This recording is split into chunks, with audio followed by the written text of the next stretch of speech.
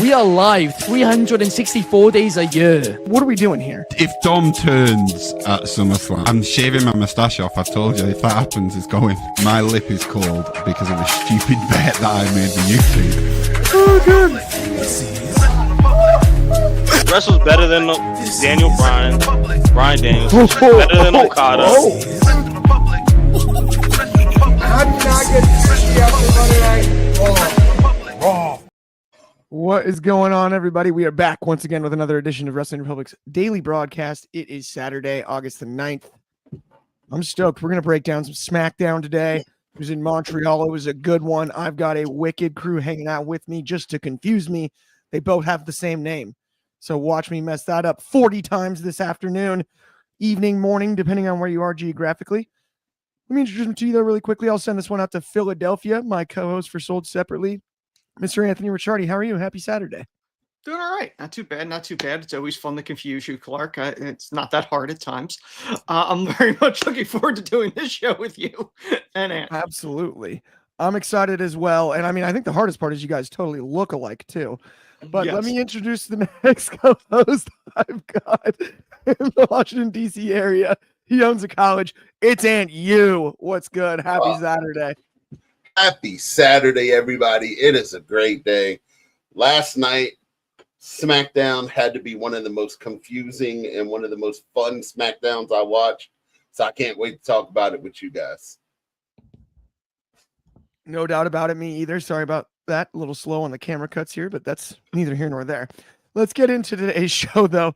We've got a lot of good ones coming up. I agree. It was a chaotic SmackDown, but it was a fun one. I mean, I guess it wasn't too chaotic, but it was a fun one overall. It's always cool wrestling in Montreal. I think, we're obviously going to cover some of Cena stuff later, but I did like him mentioning just how great the crowds are in Montreal. That was really, really, I think, worth highlighting because it's true. Absolutely like rabid fan base, so into it. And obviously with the, the Montreal screw job and whatnot, the history there, definitely a cool wrestling city when it comes to that. But speaking of Montreal, let's talk about someone they're very familiar with, and that is Sami Zayn. He answers the bell and pins Solo Sikoa, something I didn't have on my bingo card. In fact, I got up to go to the restroom for 2 seconds, came back, and the match was already happening. I was totally confused that Sami Zayn did not win the United States Championship last night. Obviously, I figured it out very quickly, but overall, a pretty solid match coming off the heels of the tag match that we'll talk about in the next segment. But I'm going to start with you, Anthony Ricciardi. Mhm. What were your thoughts on this one and Sami Zayn getting the victory in a non-title match against Solo? You figured it out when they didn't hand him the belt. Exactly. Is that what it was? Yep, that was about right then. Yes, that's a red flag right there. No, Sami Zayn, and I've said this before, out of everybody in professional wrestling, he is probably the best to never be a world champion right now. I am hoping that he does not end his career on that list of talents that have never been world champion. He absolutely has earned that. He has earned to be a world champion at some point. Sammy is beloved in Montreal. He's beloved everywhere he goes, but Montreal, whether Saudi, there are certain places that he gets extra. And I think it was a very smart move to pull him out. Obviously, he has history with the bloodline as an honorary Uce. But I would love to see him take the U.S. title off of Solo. I think that wouldn't be a bad move. But he absolutely deserves a world championship at some point. I would love if he's the one at some point. Him and Seth, I think, would be very interesting. I could see him taking the title off of Seth. I could see him taking the title possibly off of, if Cody went heel, I could see him taking the title off of Cody. But it was a great match, as Sammy typically does. It's very hard for Sammy to have a bad match. But yeah, it was disappointing that he didn't win the title last night. Definitely. But you brought up a really interesting point there, especially about Sami Zayn. And yes, he's beloved everywhere he goes, especially in certain cities. But I was thinking about this the other day. He went from Conspiracy Against Me to the honorary Uce, basically as a lackey for the most dominant heel faction in recent memory in pro wrestling, to arguably the most consistent babyface in the business. Because I mean, you look at Cody Rhodes is probably the biggest babyface, Yeah. right? Mhm. But there are certain cities that he doesn't necessarily get that babyface reaction in. Sammy seems to get it everywhere. Sammy is somebody. This is an early front line pick. I think Sammy wins the Rumble. It's in Saudi. Ooh. Yeah, I think that's how you get him to the title match at Mania. I like that idea. And what I like even more too is I don't know that Sammy and Solo goes beyond this. Maybe there is a title match. I actually wouldn't mind Solo winning that. Sammy taking a few losses on the way to the Rumble. Obviously, we have more than enough time. We haven't even seen the Survivor Series now yet. and then, yeah. But I don't know that Sammy needs to win the U.S. title or do anything like that along the way. But I really like the idea of him winning the Rumble. But Ant, I got to get your thoughts on the match between Solo and Sammy last night, as well as the future for both guys when it comes to the United States title. And then as Sammy's route, I mean, all the way out to the Rumble now that we're here. So that match was one of those fun things about the show last night. The only thing I wish they did different, and they do it all the time, and I hate that they do it, like they tell you exactly who comes out before their music hits, right? When you're in Montreal and you know it's Sammy City, like I wish Nick Aldis had just come out and been like, no, or, Solo, no, you got a match tonight, you know who your opponent is, so let's go ahead and bring them out. And if he had just did that and the music hit, I felt like Sammy would have got a massive pop last night. Not to say he didn't, but I mean, after Nick Aldis was talking, you basically knew who was coming out. So the wow factor wasn't there. But no, like the match in general, like it was a testament to how well they know each other, because it's not too many times you get a match to where it's just like smooth all the way through without a hiccup. And that's what that match was last night. And Sammy getting the win over Solo is just it's beautiful. Like, I mean, just the nuances between them two, and Solo having Sammy's back when Jay wasn't feeling safe, like just all that together made that match beautiful last night. And having the new faction there, the MFTs.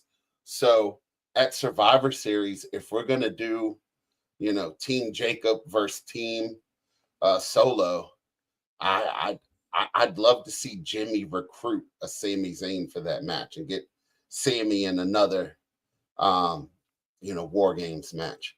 But other than that, the match was beautiful. I enjoyed the match a lot last night. I really did too. And it's funny because you bring up the MFTs thing. I have to shout out my buddy last night. He's not a big wrestling fan, so he doesn't really usually watch the product. And he was hanging out. I got SmackDown on the background, and he just looks at me. He's like, I thought this whole NFTs thing was dead. Why do they keep talking about it on WWE? I'm like, no, they're saying MFTs. It's the name of the tag team. It made me laugh way too hard last night. Yeah, dude.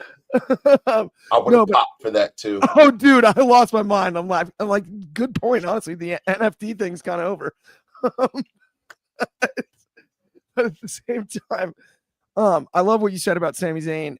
Yeah, man, like, you brought up a great point, though. The first thing you said about Nick Aldis there.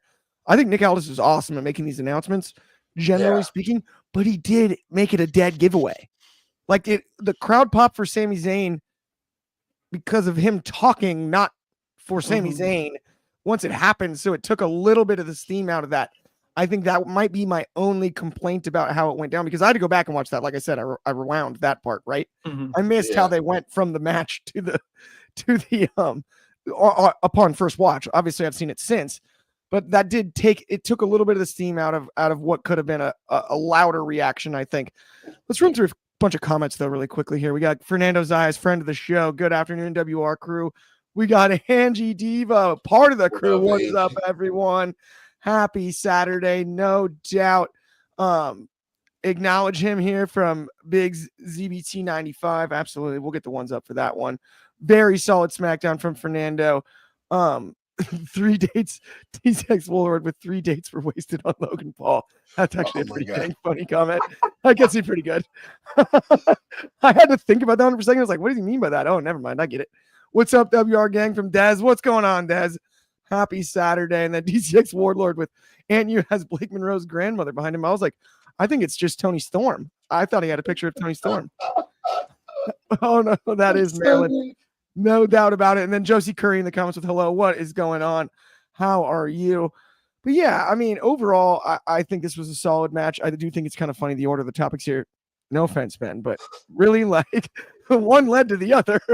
Right. Say it. I think there's more to say with the Sammy one than the next. It's probably part of it.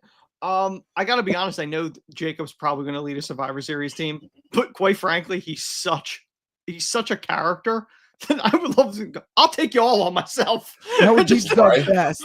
Just a handicap match. Yeah, just take out no teammates. Yeah, absolutely not. Why would I need a teammate? If we can talk about just for a minute, like the progression of Solo, right? Like Solo had me dying last night. Like that man in the ring with the mic, his mannerisms. We're going to get out of here. Oh no, he's like really starting every time. It's funny because I started to notice it last year, and it's not that I fully bought in, but I was like, he's funnier than I realized. He's more, he's got a different personality than what he's been on TV, and there's something to that. Now, what I think the brilliance is it feels even more organic because they're just allowing him to do it. So he's really taken the ball and ran with it in a way that I think is brilliant. He's more embraced the comedy part of the wannabe boss. He's not trying to be, he's not Roman. And that was the whole thing. He was never truly of that, he's believable as the head of the family. He's more believable as in his delusional mind, he's the head, but really everyone else is pretty much his muscle for everything. I think that the line that I said to you, Clark, and I've said it multiple times, he entered his Suge Knight Sokoa phase where it's just very much he's the tough guy, but not really. Like now I feel like he's in on the joke. Like I think we're all in on the joke. That's a great way to put it. I agree. It's like it's not that he's not the butt of the joke. He's like timeless Tony Storm-esque. Yes. In the fact that we all know that there's a level of tongue in cheek. Yes. There that makes a lot of sense. I'm with you. The other thing that I think is really interesting is if you look at like members of the bloodline in general, all the way back to like, like whether it's the Wild Samoans or anybody. We got Jason Hatfield in the comments. What's up, fellas? Miss you guys. Miss you too, Jason. Join the show anytime. Absolutely. Good to hear from you. No doubt. Thank you for joining us. But when it comes to Solo, the way that I look at it is, dude, back to the Wild Samoans, back all the way through the bloodline, you have a lot of menacing figures that when it comes to their approach to in-ring action, you're getting not a lot of demonstrative things. It's a lot of explosiveness and then slow down. And him sort of embracing the cartoonish, like Aunt you said earlier, like that type of movement and whatnot is brilliant because it's so not befitting of the boss character he's playing. And that's where the joke lands so well. It is kind of funny when you one quick thing. When you look back at his father, Rikishi, in between the Sultan and, Dancing with the Thong Rikishi, he did have that one phase where he was like the hip hop type character at one point. You know what I'm talking about? Yes. Yeah, you're right. When he first started wearing the sunglasses. Yes. No, prior to that, it was Fatu. I forget what the first name was, but he wore the jacket like the. It was before the Sultan character. Yes. This is way back. Yeah. Gosh, shoot. So here's my thing though, that like to you guys, and I'll ask you guys on this. Does it seem like to you guys that Solo is adapting Jimmy's persona the way Jimmy was acting with Roman? Like, oh man, I'm QB1. I'm running. I'm calling audibles. Oh no, I'm gonna go out there. You know what I'm saying? Like it almost seems like he's adapting that into his boss persona. It is. It's. I think that's the first time we saw that side of Solo truly. Because I mean, remember he was like the menacing figure of the Street Fighter. The Street Fighter at one point. Yeah, he was the one that doesn't talk, right? Like, silent but deadly. Exactly. Doesn't smile. Doesn't nothing. And it is amazing how far he's come.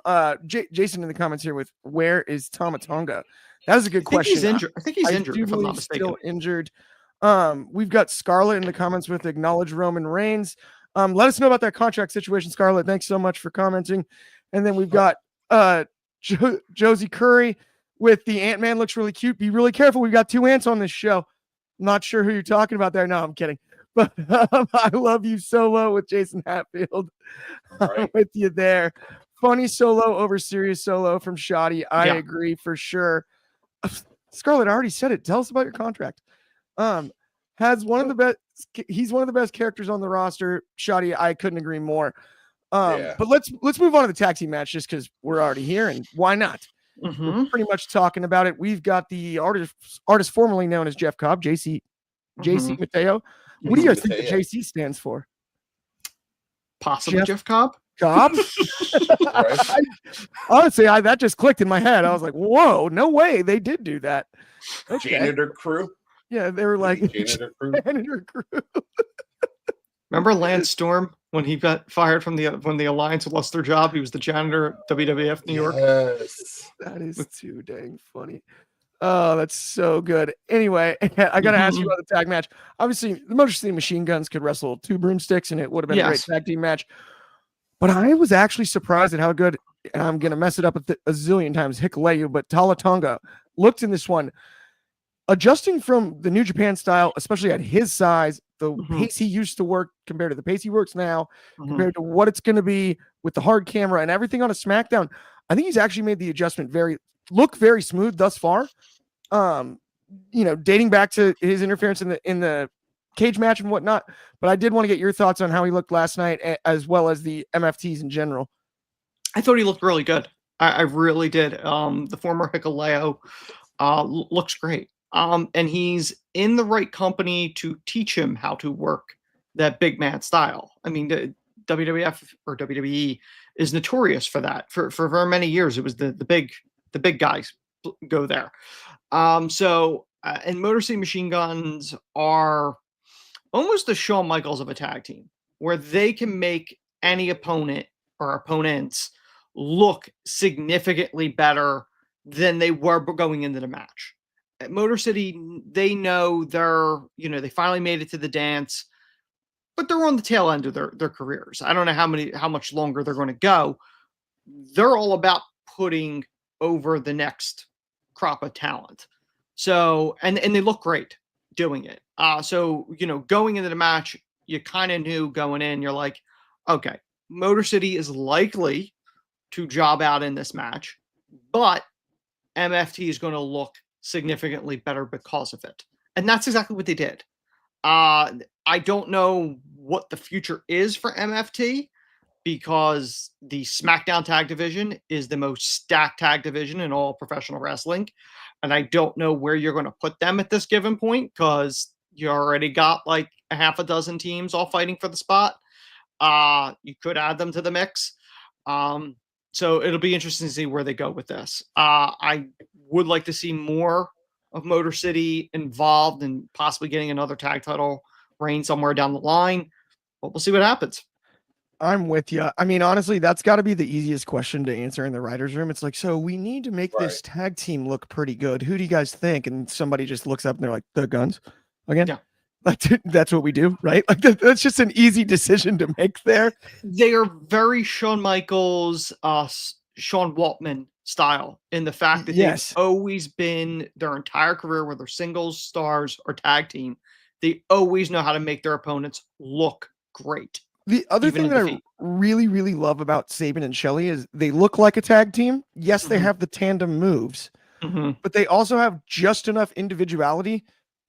I think they strike a great balance as a tag team that is sorely missed, I think, in other tag divisions that don't have the Guns on the roster because it's hard to find a team like that where it's like, yes, they're a traditional tag team, but at the same time, they can blur those lines and stand on their own feet as well. And both have unique move sets. It's not all about the tandem offense. It's not all about that part of the tag psychology. So when they work a great tag match where they use the traditional tag team psychology, it Mhm. truly pays off. They strike an amazing balance in that sense. The Motor City Machine Guns are one of those rare tag teams where both members have had great solo careers. It's usually Yes. one exceeds the other, but it's very few of them that really do that. You look at the Dudleys. Bubba had His the better singles run, yeah. singles run. The Hardys, you could still argue Jeff did. Matt had a pretty decent run as Broken Matt as well. And ECW champion as well, but Yes. Jeff getting all the way to the top of the mountain. But it's very few of them that are very much equal footing. And I Yeah. think Selly and Saban are those two that Yeah, it's like very even- unique. The even- Bucks never did. The Bucks even- were always, you know what I mean? Yeah. Even Edge and Christian. Edge, Yes, you that's would another give one, the yes. slight nod to Yes. 100%. Jason from earlier here was saying he looked good. It's nice to see a big guy back in. I agree 100%. Mhm. Calf Cascade pointed this out too. It's a great point. Same as Jordan Devlin McDonough, just like Jeff Cobb. That's a great call. I love that. Yeah. Shad watching on Facebook. Yeah, shout out Facebook gang. I love that. No doubt about it. And then Reverend Devon Yes. testify. No doubt about it. Deacon Batista Yeah, Deacon Batista. Oh my That is Lord. Deacon amazing. with the collection box. That is a great call. Deacon Batista. I haven't thought about that in quite some time. That's pretty good. But speaking of things to think about, let me talk really quickly about our second channel over at Wrestling Republic's Undercard. If you like our main page, I promise you're going to like this one. Subscribe to our second channel, Wrestling Republic Undercard. Exclusive videos, clips, and more. You're going to see all kinds of stuff sold separately over there. You're going to see Grappling for Position. You're going to see some great short form content, clipped up stuff from the daily broadcast, from numerous programs on this platform. You're going to love it. Absolutely check that out. Ricky 44 over with What About Edge and Christian? You joined 30 seconds too late. We just said that. But at the same time, let's move on to our next topic today. Let's talk about Chelsea Green crashing the New Friends celebration. I love it. The Secret Hervis. This is entertainment. This is what it's all about.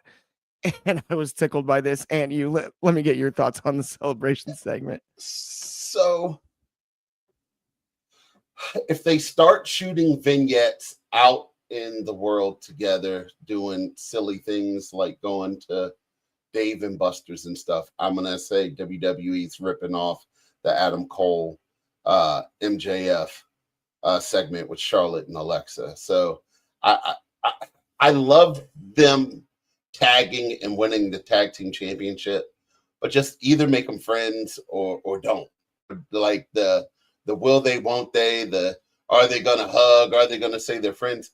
I feel like it's dragging on a little too much now. They're tag team champions, right? It's hard to be tag team champions if you're not somewhat friends. And they coexist. Right, like that's for when you're going after the title. Can they coexist? Can they do this?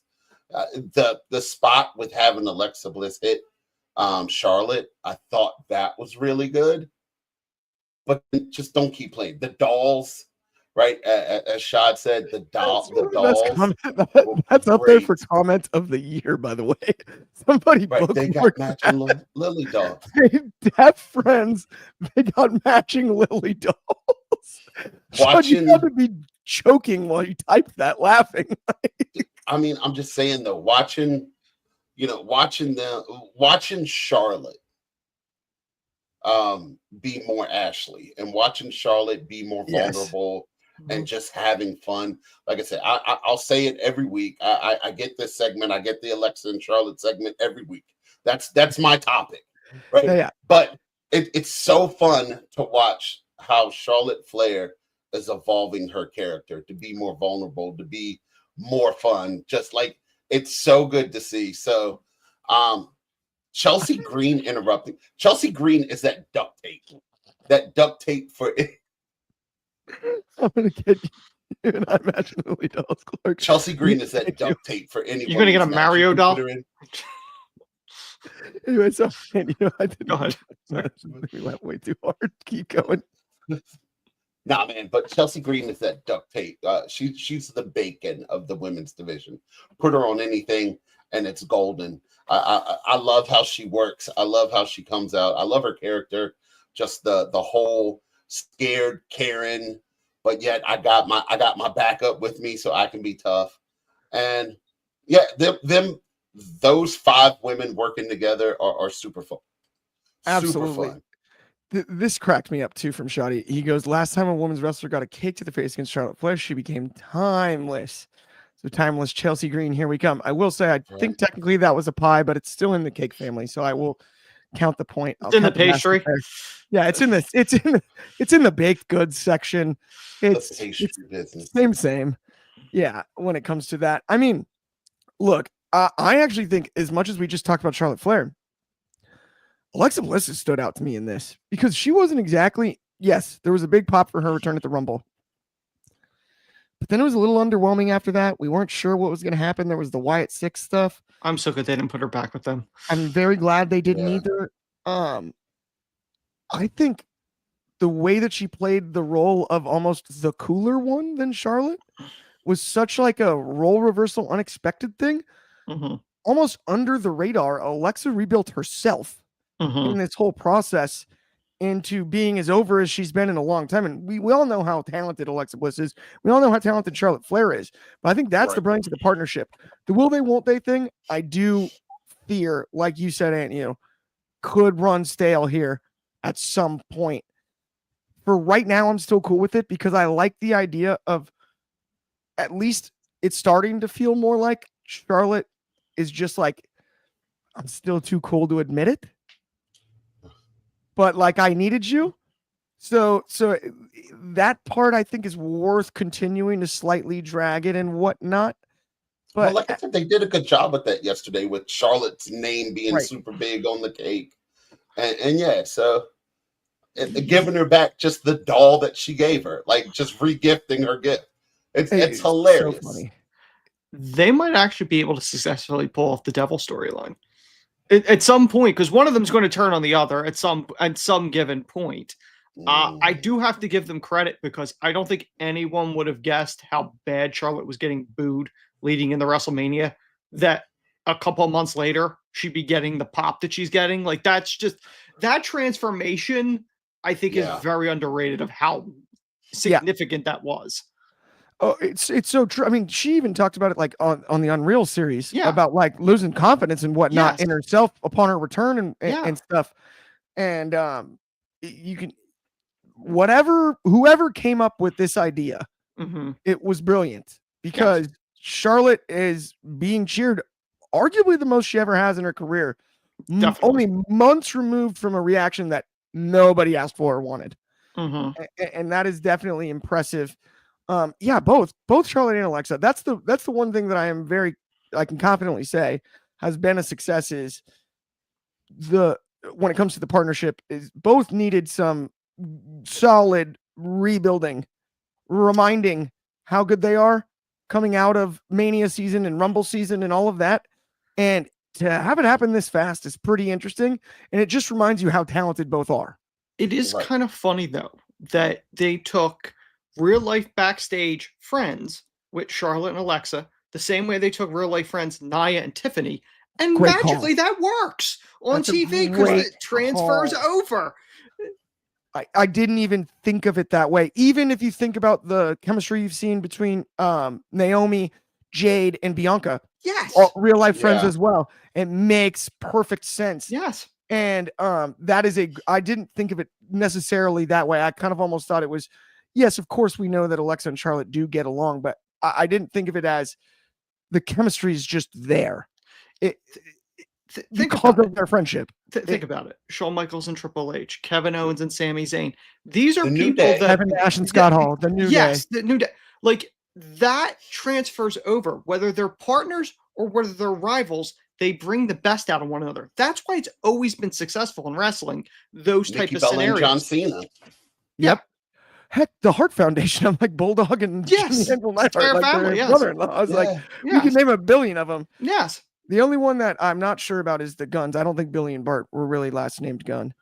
The Motor City Machine Guns are like But families. they're best You can pals. count them. Yeah. Yeah. But I don't know Yeah. that Billy and Bart Gunn were that tight. No, I don't think so. I The do Street think that the Profits. new Guns are related, but not the old Guns, not the smoking Guns. But the Street Profits, like Best buddies. their chemistry is Yes. amazing on TV. It is a great point, especially when it comes Shoddy to is Day, just the trying to New make- Day was a phenomenal shout, though. Them winning Shad's the just trying tag to make titles is the everyone greatest break. stuff ever. what's that? Shad's just trying to make everyone break in the comments. I Eva love it. Marie and Dewdrop. Yes, great call. Best pals. Do not call No it that. doubt about it, Shoddy. That's exactly who. That was actually the first team that came to mind. I'm surprised I didn't say him yet. That. Let's talk about Drew McIntyre and his new buddy Logan Paul. I will say one thing. I want more McIntyre on shows like Impulsive more often because he can say whatever he wants and it's kind of fun. Drew doesn't Yeah. care anymore. I just Nope. like recently, obviously I've seen all the clips and stuff, but I've recently been able to like watch some more of like the full interviews he's done, including the one that we just had this very week on this platform with Huge Pop and whatnot. Drew McIntyre is letting it fly. Legendary. Not worried about it at all. Logan Paul beside him, we were talking about chemistry and maybe real life friends and whatnot. I don't believe Logan Paul lives in Nashville, but Logan Paul and Drew have great chemistry as a team. It's actually hysterical to me. I never would have thought it. Of course, then we get the ultimate baby cakes on the other side of this. Both of the everybody loves them, Cody and John. Yeah. I have to disagree with you there.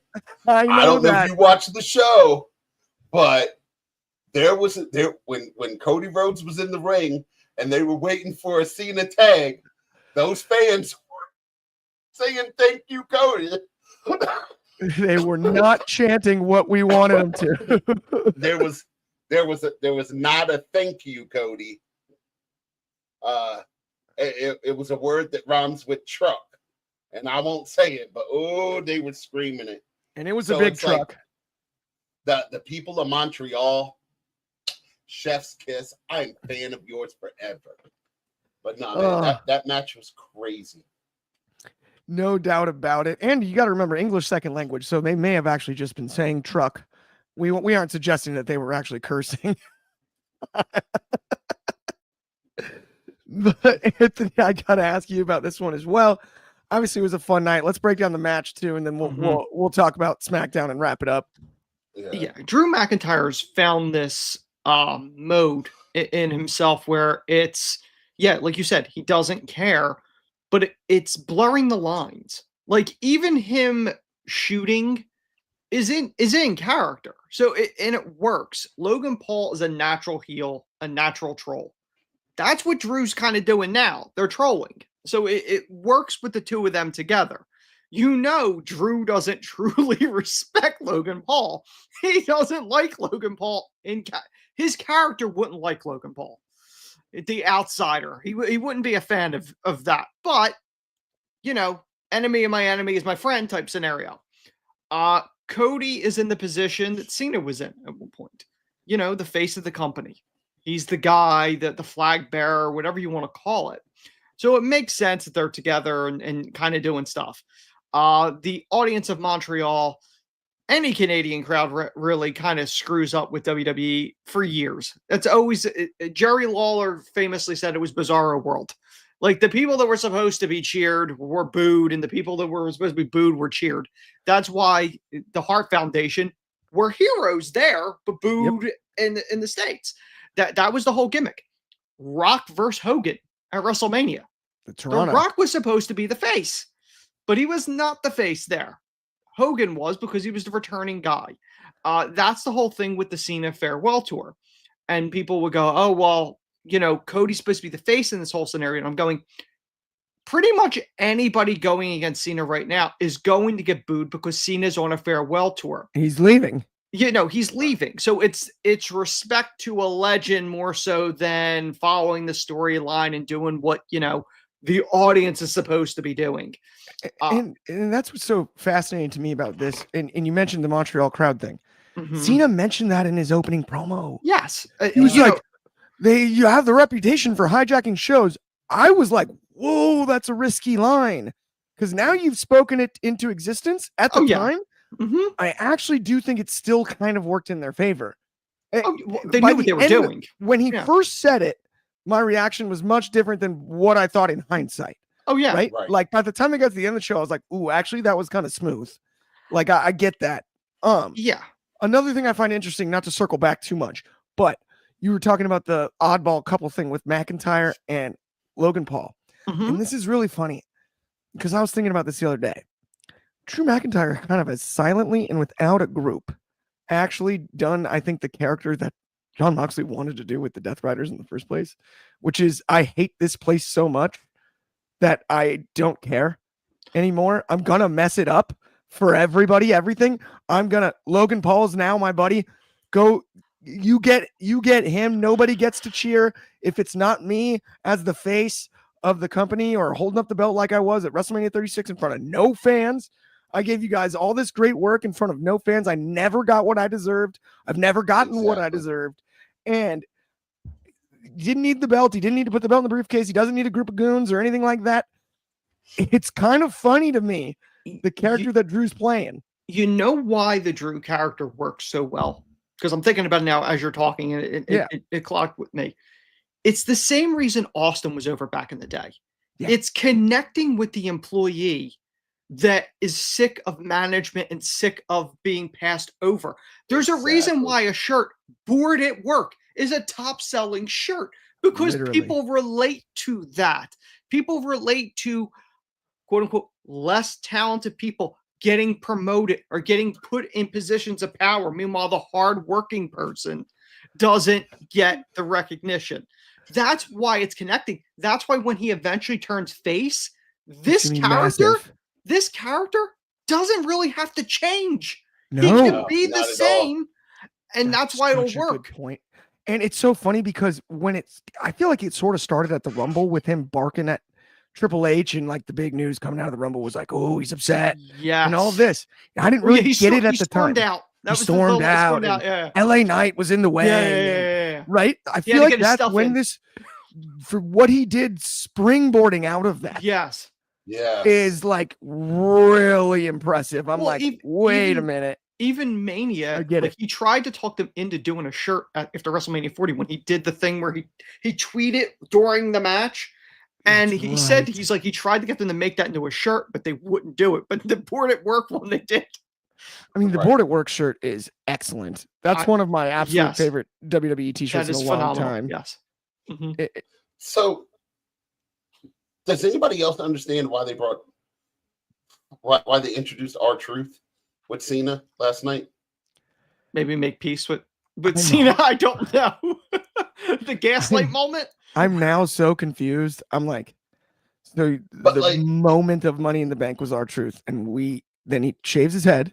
Yeah. And now it's like he's R-Truth. Because the heel. Well, we never got to see Ron Killings. Never. We never got to see the true Ron Killings. We saw it for 2 weeks. 5 minutes. Yeah. Cena, and then he lost to Cena. He lost the championship match to Cena. Then he went away, and then he's like, "Oh, you're back!" And get like, unless they got to do something with that. Unless that gaslight moment is going to be where he starts going for Cena. I'd be completely fine if Ron Killings is Cena's final opponent, because it would be fitting that he retires his childhood hero. Yeah. I would lose my mind, actually. If they did that would be unbelievable. I think that's the smart move. I think you have him be the heel. I think he's the last guy. Yeah. I mean, honestly, Game with T here is saying I think it's a split personality. I wish it was that. I wish it was that. Go ahead, Aunt You. Sorry about that. No, I'm hoping Drew McIntyre gets to Ron Killings, and be a great one. Like, you know how the culling is doing Tatum Paxley.